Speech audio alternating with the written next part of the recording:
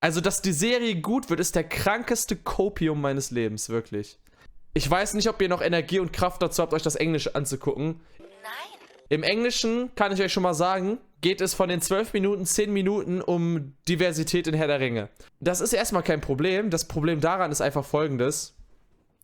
In Tolkiens Büchern geht es um Diversität. Tolkien beschreibt unterschiedliche Rassen. Tolkien beschreibt unterschiedliche Menschen, Völker, Kulturen und wie die alle zusammen das Große besiegen. So, also er sagt, hey, wir sind alle unterschiedlich, aber wir sind alle gleich und zusammen können wir Großes erreichen. Okay? Das soll mal vorweg gesagt sein, ja?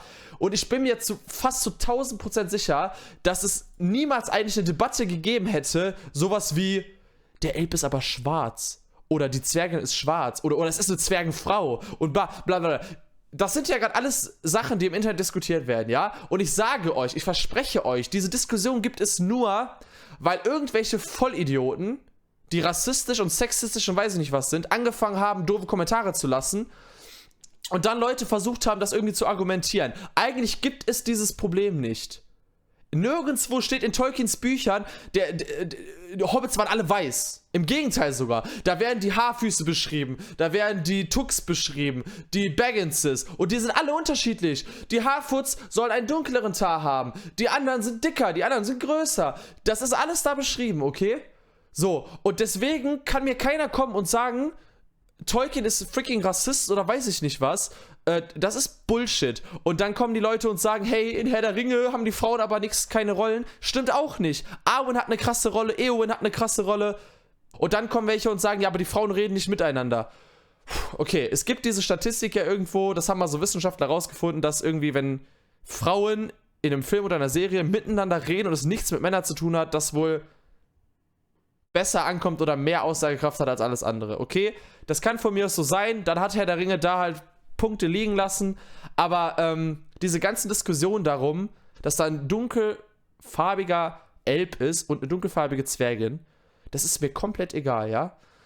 Was mich nur triggert ist, dass diese Serie und die Macher von der Serie penetrant, extra, aktiv Sachen vernachlässigen, die in den Büchern stehen. Weil in den Büchern steht zum Beispiel drin, dass alle Elben extrem langes Haar haben. So, und mein Gott, das ist jetzt auch kein Weltuntergang, okay? Wenn da ein Elb mit kurzen Haaren ist, ist alles okay, ja? Nein, aber selbst schwarz zu sagen, kommt mir dumm vor, weil es ist halt ein freaking Mensch.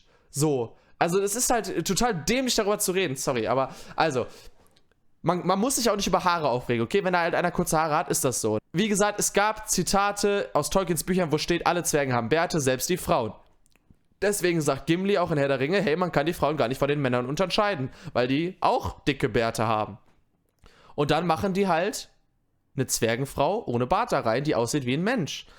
Das sind halt so Sachen, wo ich sage, boah, das muss halt nicht sein, das ist halt irgendwie unnötig, ne, aber es hat nichts mit anderen Sachen zu tun, so. Und weshalb mich das jetzt triggert, ist halt, in dieser Folge geht es halt einfach nur darum, dass die sagen, das wird so modern und divers und inclusive und alles, und das ist auch alles schön und gut, aber die melken das jetzt so aus, so. Ich habe das Gefühl, die wollen irgendwie beweisen, dass das jetzt endlich modern und hip und inclusive und sowas wird, und damit reden die ja auch irgendwie so die anderen Sachen voll runter und sagen, dass die das nicht waren, und das finde ich halt irgendwie schade, aber okay. Leute, auf Englisch, The Lord of the Rings of Power, die Superfans, okay? Every time I was like, okay, take a breath, something new would happen, and it was. It's Middle Earth, there's never peace, right? If, like, Sauron is hot, I feel like people will be like, I can fix him. Middle Earth had like a club. Ich wollte nicht stoppen, ne? Aber da ist einfach diese This tune is banging! Awestruck, mystified and starstruck. Wow. Imagine, du machst eine sexuelle Anspielung auf Sauron einfach. In einem Interview-Reaction-Video über den Trailer. There's wonders in this world, beyond our wandering.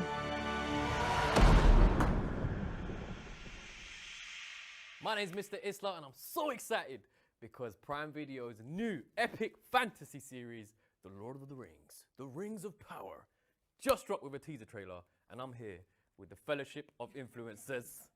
The Fellowship of Influencers. Oh no. Chanel, Joel and Kelsey, how you guys doing? Ich kenne jetzt halt auch wieder keinen von denen.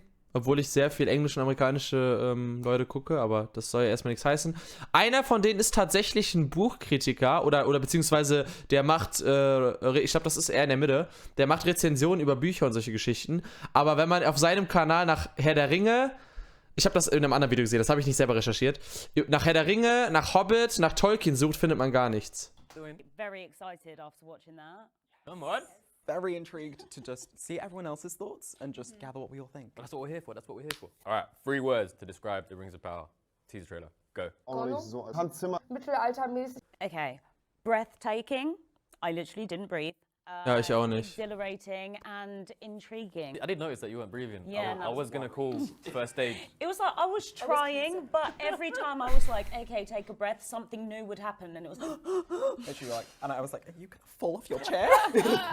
Joe, what about you? Oh, I would say like expansive because Yeah. we're getting this like whole new look into the second age on screen and it's gonna be so amazing. I also want to say representative because we're getting like more diversity within this series. Like we're seeing our first black elf, we're seeing the first female dwarf, and I'm very looking forward to like looking at that. And then I guess like intriguing because obviously this.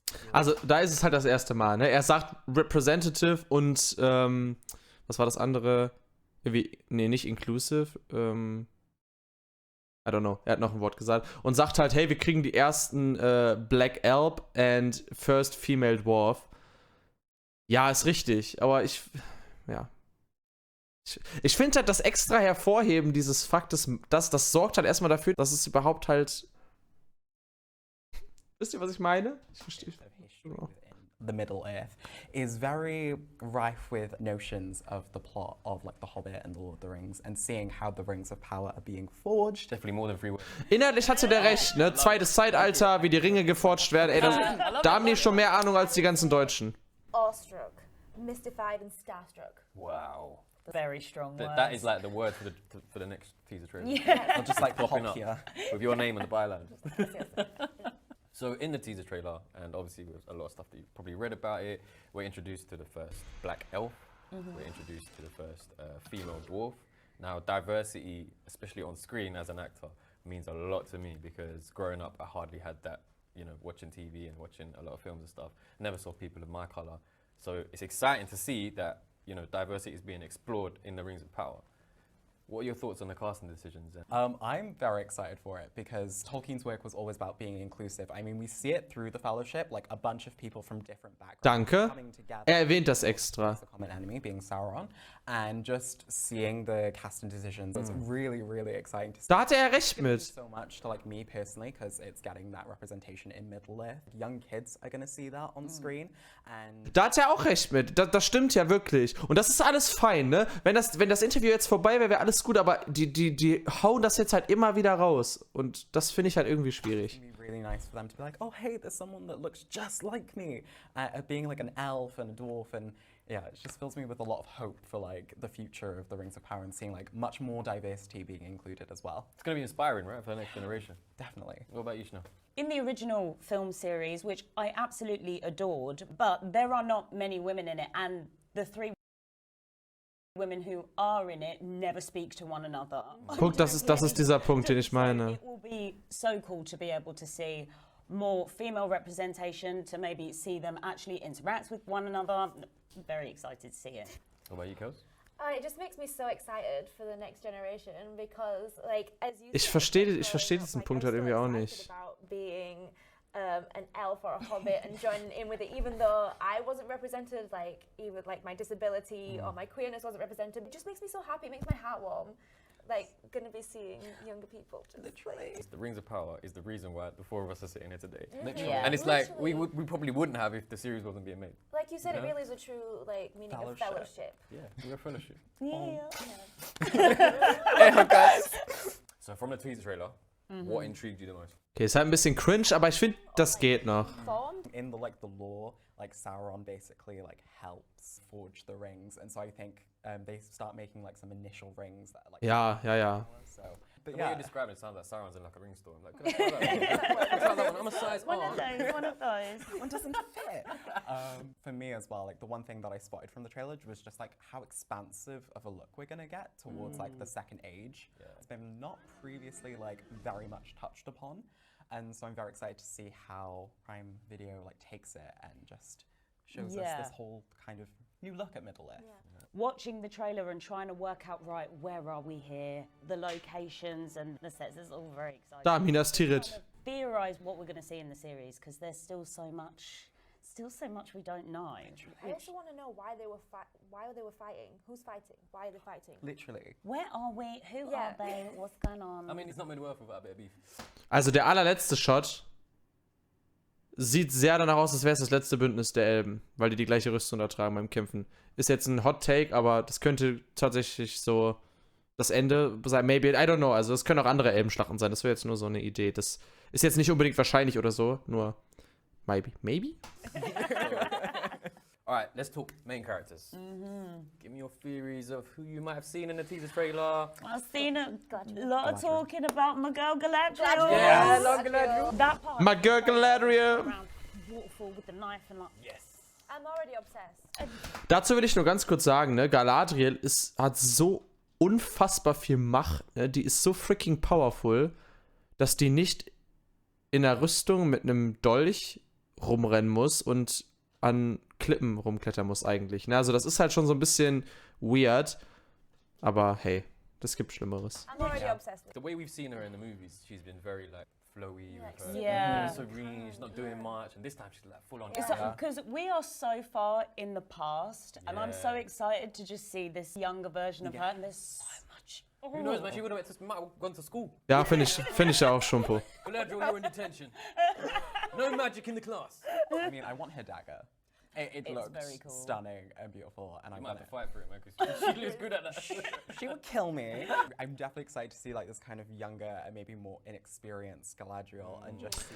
Das CGI fand ich besonders schlecht bei dem Troll. Diesen Troll, den man ganz kurz in der Höhle sieht. Ich fand, da hatte ich wieder so, das ist so ein bisschen so das Hobbit-CGI von so Artsock-mäßig so, wo man einfach sieht, dass das fake ist. So. Also ganz ehrlich, in Herr der Ringe, die Orks sind, ich hatte als Kind eine scheiße Angst vor denen, ne? Weil die so gruselig aussehen, einfach, weil das alles echte Menschen sind, echte Make-up und Kostüm und diese CGI-Sachen, die sehen halt eigentlich cool aus, aber die sind halt so clean, dass man halt sieht, dass das nicht real ist und das stört mich. How we see through the rings of power, like how the experiences will shape her. I want to know whose the hand was at the end. Yeah, that was Hobbit. interesting because it was a little hand. I think that was a It's a hobbit. hobbit. I am all about hobbits, as you can tell. So I wonder any theories on who the hobbit might be if it is a hobbit. Is it a young Smeagol? Maybe like some Alter. ancestor of the Baggins or Oh! Baggins is getting into trouble. They should never. Is it a young Smeargol? Oder sind das Ancestors von den Bagginses? Nein, nix von dem, Leute. Die gibt es da noch nicht. I disagree. We wouldn't have a whole thing if they didn't leave. That's true. True. That's very true. I just love the fact that we're touching upon the second age of Middle-earth because it's really one of the times where a lot of like the underlaying kind of plot threads of the Lord of the Rings comes into. Das stimmt. And so we get to see like the rings. Hopefully, we'll see the rings of power being forged. Yes. We get to see Sauron potentially. That's the thing. 'Cause in the original Lord of the Rings, the Fellowship of the Ring, we saw Sauron battling, the armies, and Isildur cut his finger off. But that was like so brief, and you don't really get to see Sauron in his prime. Which is what's so exciting about this, because we get to see him be very like deceitful, hopefully. Yes. Because during this era, he does do a lot of like corruption and manipulation. Das stimmt. We love an origin story, like gatekeep, girl boss. That is me. I love that we're going so far back. Especially, I think there's something very cool with prequels in the way that they can make you love the things you already love even more. So the fact that we're going to be seeing things that are potentially going to make us love the Hobbit films and the Lord of the Rings films and potentially the books as well. So last night we had our own little Middle-earth experience. We did. We did. Yo, how did it feel? Like, it was such a good time, honestly, and the venue and everything. It just Gut, jetzt reden die wieder darüber, wie toll der Urlaub da war. incredible. And I think I was so happy Bezahlter to Urlaub. share it with you guys, like our own little fellowship.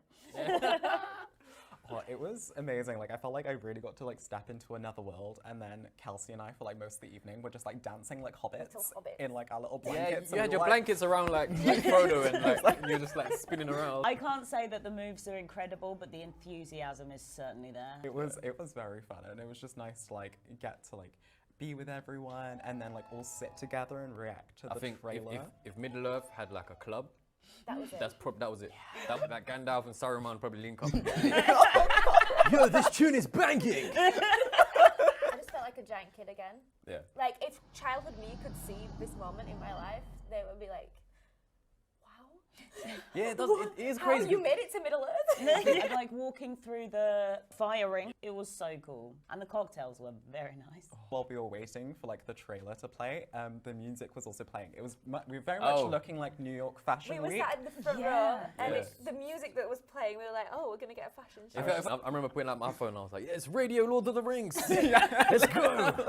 It's about to get lit like Mordor. Going down to Hobbiton.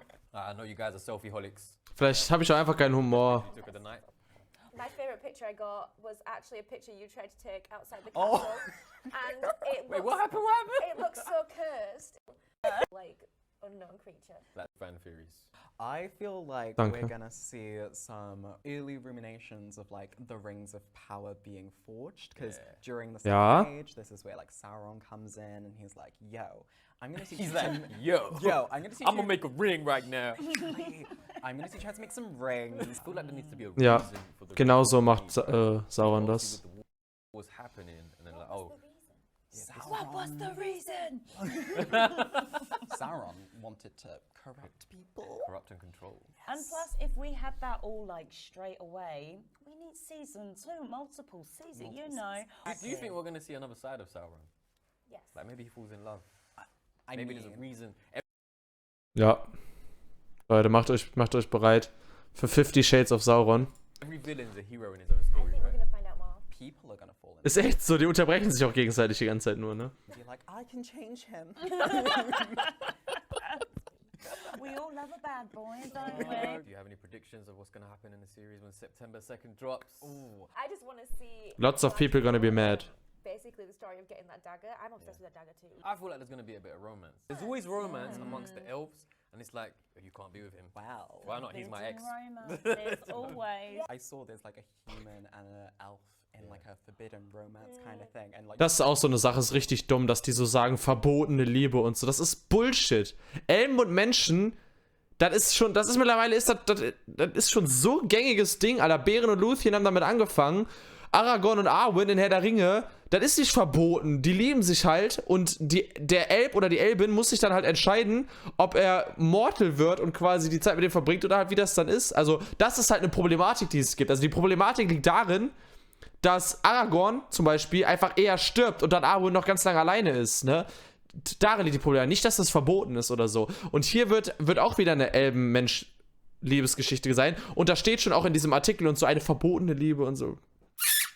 during this period, like humans and elves weren't really getting along, and so I think that's where some of the conflict Ja, is das, coming Yes, the in. fighting. Yeah.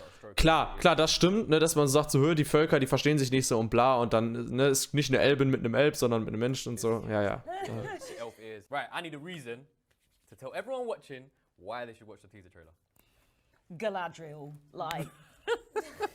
If you're a lore buff like me, I think it will be really interesting to see this kind of expansive look at Middle Earth. Nice. Kels? If you just have a moment to just be a kid again, and Nur Thranduil ist bad, weil der keine Watchtime kriegt, ja. I think we all need it. You're just gonna be transported to another world, and you're just gonna forget your own for the whole time you're gonna watch it. From that teaser, I have no doubt it's going to be epic. Special thank you to my guests, the Fellowship of Influencers, Chanel. Ja, also am schlimmsten fand ich die sexuelle Anspielung, die der Dude auf Sauron gemacht hat. WTF, es gehört halt einfach gar nicht dahin. Okay, Leute. Habt ihr noch irgendwelche Fragen oder Kommentare? Ansonsten würde ich diese Rant-Session hier beenden.